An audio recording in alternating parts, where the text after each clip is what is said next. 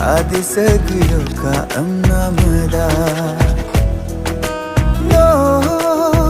ayang ko payang no Legam paberduga ang